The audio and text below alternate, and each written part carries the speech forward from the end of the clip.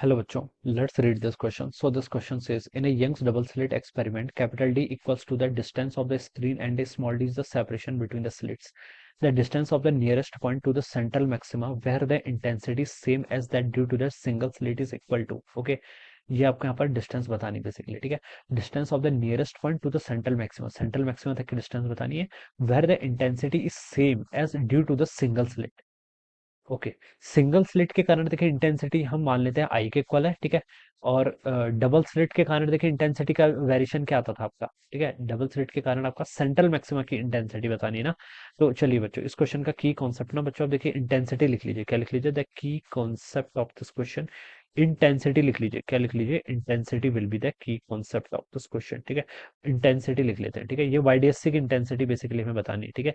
ये मान लीजिए बच्चों आपके पास क्या है, ये आपकी स्लिट है, ठीक है। और यहाँ पर आपकी क्या है, दिस इज द स्क्रीन, ठीक है। इनके बीच की सेपरेशन कितनी है आपकी, कैपिटल डी के इक्वल है, ऑलराइट। और यहाँ से यहाँ तक की स्लिट टू स्लिट की सेपरेशन आपकी स्मॉल डी के इक्वल है, ऑलराइट। ये आपका देखिए, ये इस तरीके से आपको यहाँ पर क्वेश्चन में क्या कर रखा है, गिवन कर रखा है, ऑलराइट। अब बच्चों देखिए, क्वेश्चन में आपसे बोला क्या गया, क्वेश्चन में आपसे ये बोला गया कि in a Young's double slit experiment, capital D equal to distance between the screen and slit and small d is the distance between the slits, ठीक है। The distance of the nearest point to the central maxima where the intensity is same as due to the single slit। बच्चों single slit के कारण intensity मान लीजिए आपकी आई not आ रही है, कितनी आ रही है आपकी, आई नॉट आ रही है। और इंटेंसिटी का फॉर्मूला देखिए क्या होता है, हमने देखिए जब एम्पलीट्यूड निकाला था, एम्पलीट्यूड देखिए कैसे निकला था इंटेंसिटी का। एम्पलीट्यूड देखिए, पहले हम एम्पलीट्यूड का रिजल्टेंट बताते हैं। मान लीजिए आपकी दो वेव्स थी, एक का एम्पलीट्यूड ए1 था, दूसरे का ए2 था। तो यहाँ से हमने जो रिजल्टेंट एम्पलीट्यूड निकाला था वो देखिए कितना आया था आपका, ए1 का स्क्वायर प्लस आपका एम्पलीट्यूड का रिजल्टेंट का स्क्वायर ए1 का स्क्वायर प्लस आपका ए2 का स्क्वायर प्लस आपका 2 times A1 A2 cos of delta के इक्वल आया था, ठीक है। डेल्टा 5 मान लीजिए इनके बीच का क्या था आपका, फेज डिफरेंस था, ठीक है। तो यहाँ पर से देखिए इंटेंसिटी मैक्सिमम होने की कंडीशन थी कि ए1 ए2 की वैल्यू अगर आपकी सेम होगी, ठीक है। तो यहाँ से हमने क्या कर लिया था, मान लीजिए ये आपकी ए1 ए2 सेम होगा, तो इसके करस्पॉन्डिंग जो इंटेंसिटी आएगी वो भी आई नॉट होगी, इसके करस्पॉन्डिंग भी आई नॉट आएगी, plus 2 times under root I naught आपका आई नॉट के इक्वल हो जाएगा। और यहाँ से आपका कॉस डेल्टा 5 के इक्वल हो जाएगा, ठीक है।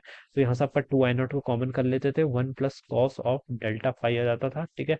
ये मैं इंटेंसिटी की बात कर रहा हूँ, ठीक है। ये आपका आई रिजल्टेंट जो आएगा, ठीक है, ये आ जाता था यहाँ से। और यहाँ से इसको देखिए 2 आई नॉट लिख लेते थे, 1 प्लस कॉस डेल्टा 5 किसके इक्वल होता था, 2 टाइम्स कॉस स्क्वायर डेल्टा 5/2 के इक्वल, ठीक है। तो इन दोनों को अगर हम मल्टीप्लाई कर लेते थे तो इंटेंसिटी आती थी आपकी 4 आई नॉट कॉस स्क्वायर डेल्टा 5/2, ठीक है। तो ये आपकी इंटेंसिटी आती थी, दिस इज द इंटेंसिटी। ये क्या आती थी आपकी, इंटेंसिटी आती थी, ठीक है। ये आपकी मैक्सिमम इंटेंसिटी कितनी होती थी, देखिए अगर आपका कॉस डेल्टा 5/2 इसकी वैल्यू अगर, देखिए कॉस डेल्टा 5/2 ये मैक्सिमम वैल्यू कितनी ले सकता है, 1 के इक्वल। तो मैं यहाँ से बता सकता हूँ मैक्सिमम इंटेंसिटी कितनी आएगी आपके यहाँ पर, 4 आई नॉट के इक्वल आएगी, ठीक है। मान लीजिए दो सोर्सेस हैं, जैसे मेरे कहने का मतलब दो सोर्सेस है, यहाँ से भी इंटेंसिटी आई नॉट आ रही है लाइट की, यहाँ से भी इंटेंसिटी आई नॉट आ रही है। मैक्सिमम इंटेंसिटी देखिए कब होगी, देखिए इन दोनों का हम ऐसे नहीं बोलेंगे कि देखिए आई नॉट और आई नॉट अगर आपके मिक्स होंगे तो मिनिमम इंटेंसिटी 0 हो सकती है और मैक्सिमम 2 आई नॉट हो सकती है। ये प्रिंसिपल हम एज्यूम कर रहे थे, but this is not correct. Correct क्या है आपका, यहाँ पर जो इंटेंसिटी की वैल्यू होगी वो 0 से लेकर 4 आई नॉट तक क्या कर रही है, वेरी कर रही है।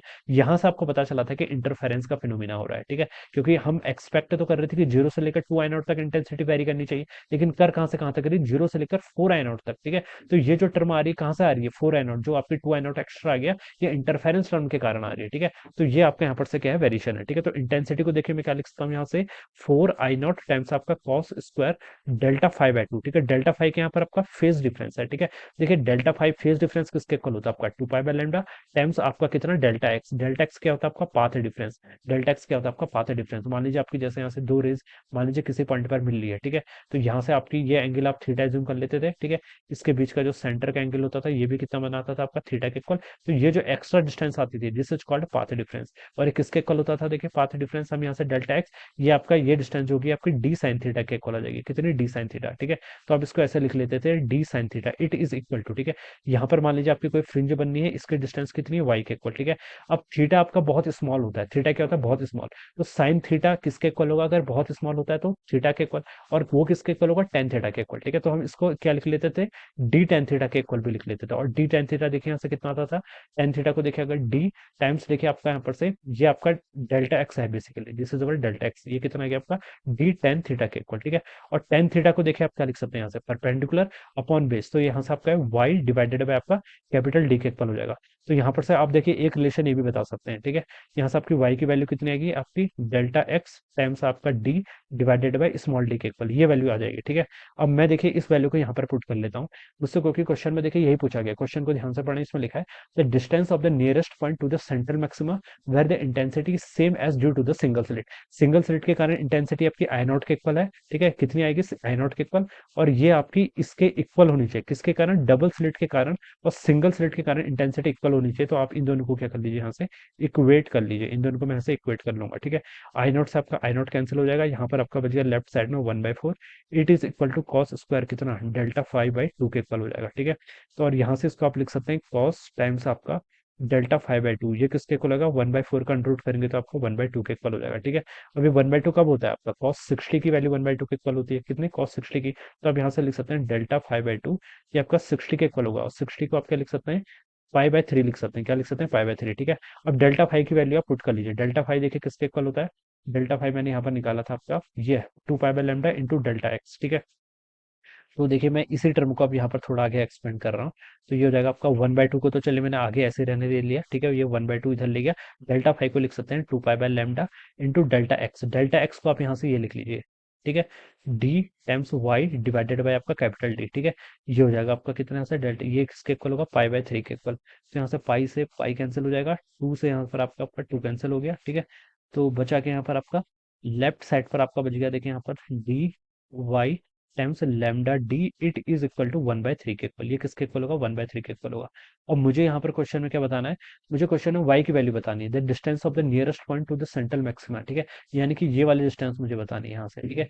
y की वैल्यू कितनी होगी, यहाँ से इसको मैं सॉल्व करूंगा तो यहाँ से y की वैल्यू हो जाएगी lambda D divided by 3d के इक्वल। तो ये इसका राइट आंसर होना चाहिए, lambda D divided by 3d, lambda D divided by 3d, ये देखिए सी ऑप्शन से मैच कर रहा है, तो this will be the right answer of this question, ये क्या होगा इस क्वेश्चन का राइट आंसर, ठीक है। तो इस तरीके से बच्चों हम क्या करेंगे, इस क्वेश्चन को सॉल्व करेंगे, alright. So this will be the answer of this question. So I hope you all understood this concept. All the best. Thank you so much.